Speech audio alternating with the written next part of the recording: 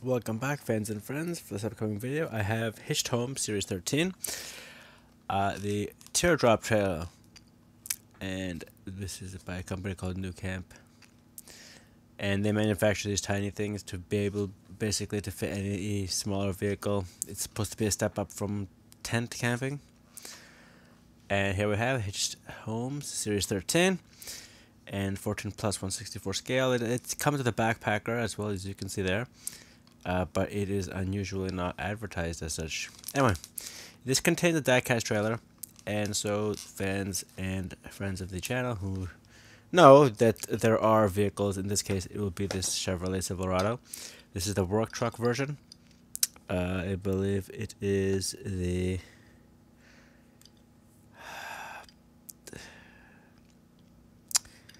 it is the WT, the work truck, the extended cab, regular sized bed, and there you can see the add-on. And the reason I'm using that is because it has this the hitch, which is relatively essential for towing things. Anyway, back to it. As you can see there's no year given for it. These were first manufactured, I think, around 2004, so it fit right there. And anyway, 2022 Greenlight 14562 WB, and 243rd day of last year. And there you have Airstream Firestone, an officially licensed product for, as you can see there's Smokey the Bear, but I don't see New Camp's logo here. Winnebago is the Flying Air, sorry, the Winnie Drop. I believe I've covered that before, as well as this Shasta, not the Siesta. Anyway, just as you can see here, I bought it, it's kind of damaged. The one thing about these clamshells is they are difficult to open, occasionally less stolen.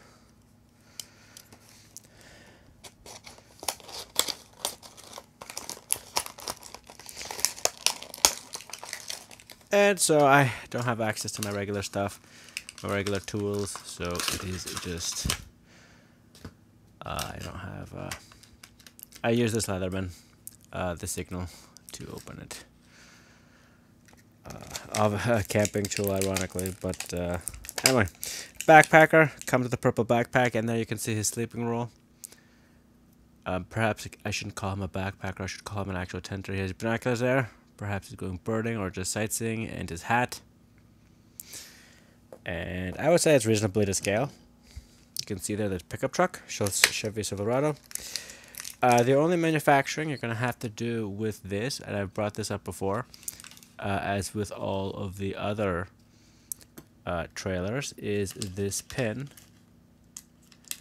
that will need to be screwed into the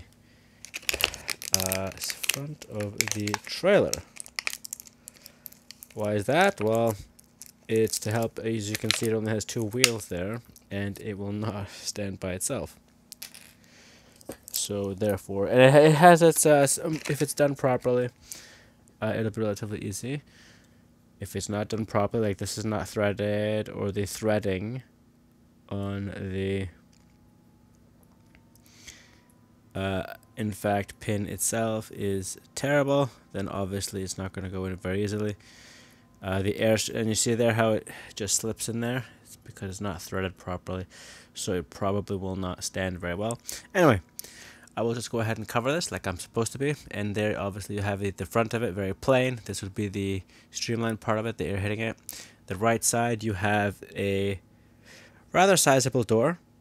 Wheels are undecorated, so they are just the plain wheels. I don't see the spare wheel. I did see on the website that some of them do have spare wheels on them, and it would be rather handy to have it. Very simple door.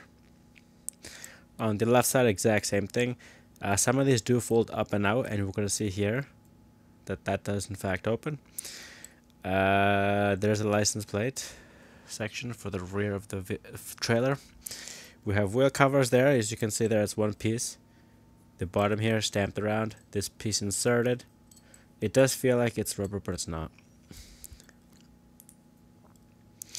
and nothing else appears to come apart. Very plain and simple, so people like that. Once again, I did choose the Silverado, very plain and simple truck, not fancily decorated. I do have the Ford here, but the Ford is just so much bigger, and so I just thought, you know what, there's nothing else for this Silverado to do. I'll give it this.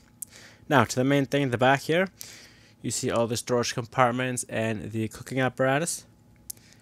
I will see if I can get it to open a little bit. You can see there the pivots, so if it was a hood, extremely similar to that. And as you can see there, the close-up, all the doors, handles, storage compartments, and I believe that on the left there is the stove. And so there you have it. The wheels are rather loose, and they don't appear to be grinding on anything, which is good. And I believe there is nothing else to cover. I have here 243 of last year, 14562 WB. Everything else is the same. The limited edition number, so this is interesting. They have it there. I believe I am reading it upside down. It is 626. I'm pretty sure there's probably a number ahead of that, but it is quite faded. You can see there a little bit of miss on the paint. No bumper, which is interesting as well. And so there we have it, fans and friends, the Hitched Home Series 13 teardrop trailer. No mention of year whatsoever on the front or the back. It does come with the, we're going to call him the camper, or the hitchhiker, the camper, and not the backpacker. As you can see there, relatively good to scale. And if you were to sleep in that, you would just see how big the perhaps average person would fit in there. And then so finally, to cover all my bases, as you can tell here, the trailer end of the Silverado. And it would simply go like this. You can see the ball. You get the positive click, and done. Obviously, it requires a certain amount of talent to reverse it, but otherwise, you can see that a little bit of a wobble. It does drive absolutely out above average, and there's no problem there. In fact, this almost looks like perhaps if Greenlight they sold those, the additional trailers.